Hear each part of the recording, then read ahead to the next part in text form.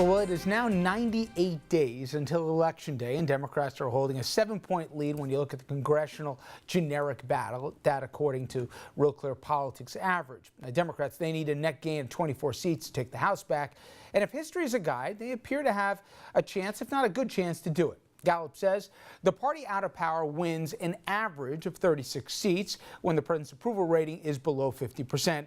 Trump's way below that, sitting in the low 40s. And since World War II, the party in control of the White House has lost an average of 26 seats in the midterm elections. Now, in our area, many seats could swing from red to blue. The grassroots political organization Swing Left, it has identified 6 swing districts in the New York City area, including 4 seats currently held by Republicans. The New Jersey's 7th and 11th districts, both in North Jersey, plus New York's 11th, that's Staten Island, and the 19th in the Hudson Valley. Swing Left is also backing 2 Democrats in potential swing districts, Josh Gottheimer in New Jersey's 5th and Tom Suozzi on Long Island's 3rd district.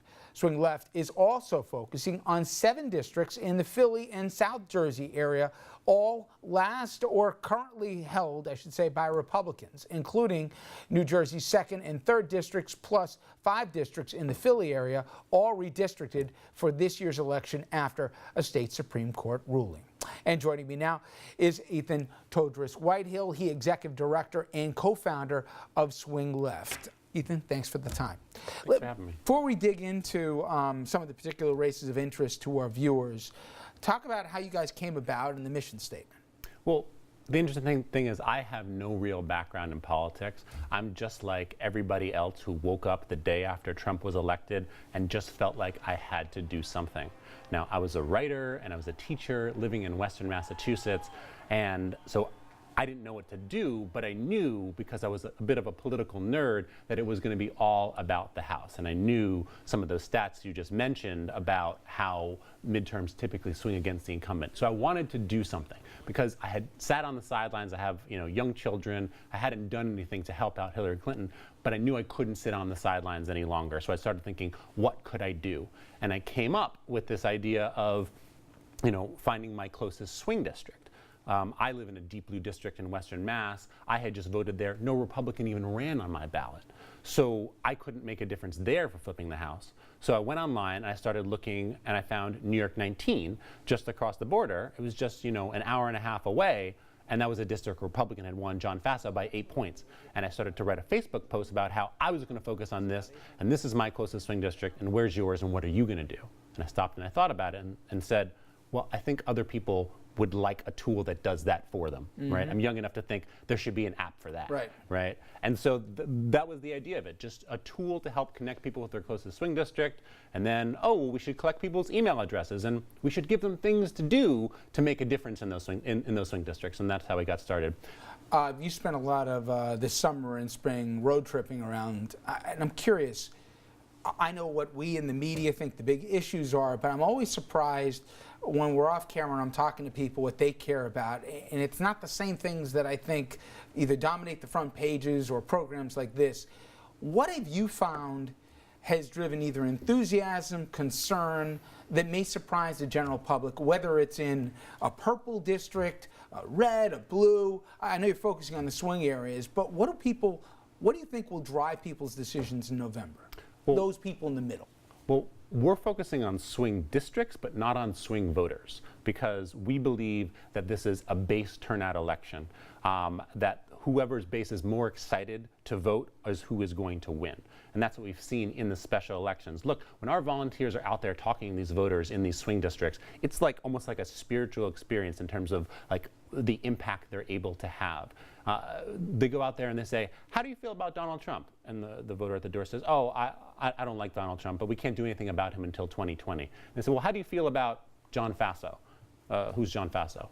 Oh, he's your representative. And he votes with Trump 90% of the time. And Trump may be not on the ballot this fall, but John Faso is. And you can cast a vote against Trump and for Democrats that will take back the House and put a check on Trump and stop the GOP agenda in its tracks. And that's a really powerful message for voters to hear and for volunteers to deliver. So even you believe and you want the election in November to be about Trump, even though he's not on the ballot.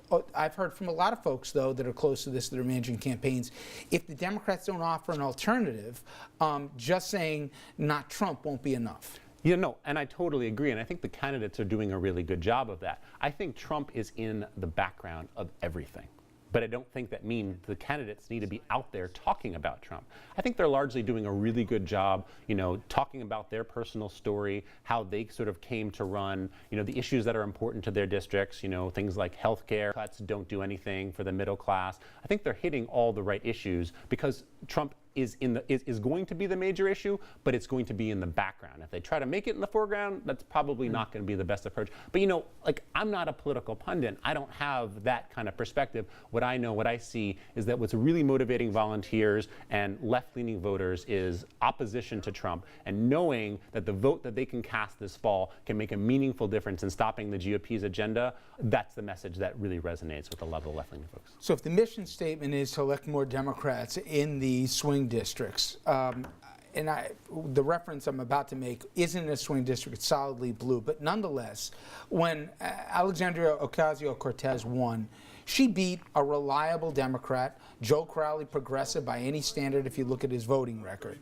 And people say, for the Democrats, they're having a Tea Party moment, if you will, where a progressive who almost embraced the socialism mantle, that's fine in certain districts like hers, but if you're in one of these swing districts and you're too left for the appetite for folks who you're looking to flip the district, that might hurt the party. It might be a Pyrrhic victory. Are you finding that? I think different candidates for different districts, right? And swing left's approach is we don't support any particular candidates in the primaries. We let the Democratic voters in the district decide who their nominee is going to be, and then we support that person, whether they're more of a progressive or more of a moderate. It doesn't really matter to us, and I don't think it really matters to the Democrats in the district as well. We're seeing an amazing level of unity.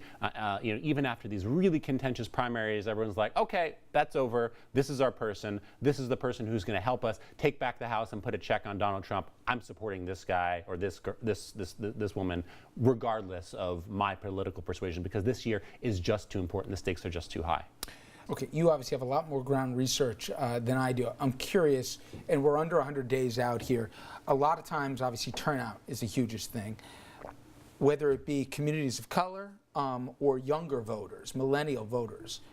Do you think the public's going to be surprised how many actually turn out and vote? Or will people turn around and say, I saw them all at the protests, I saw all the angry things, but at the end of the day, they didn't get there in November and cast their vote?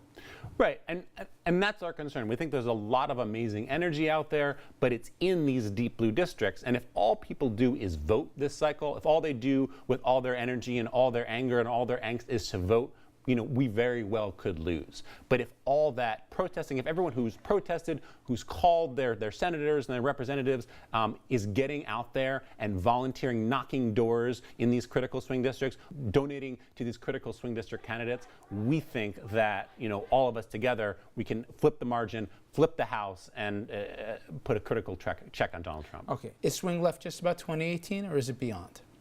We are laser focused on 2018 right now, and after we flip the House, then we'll figure out what's next.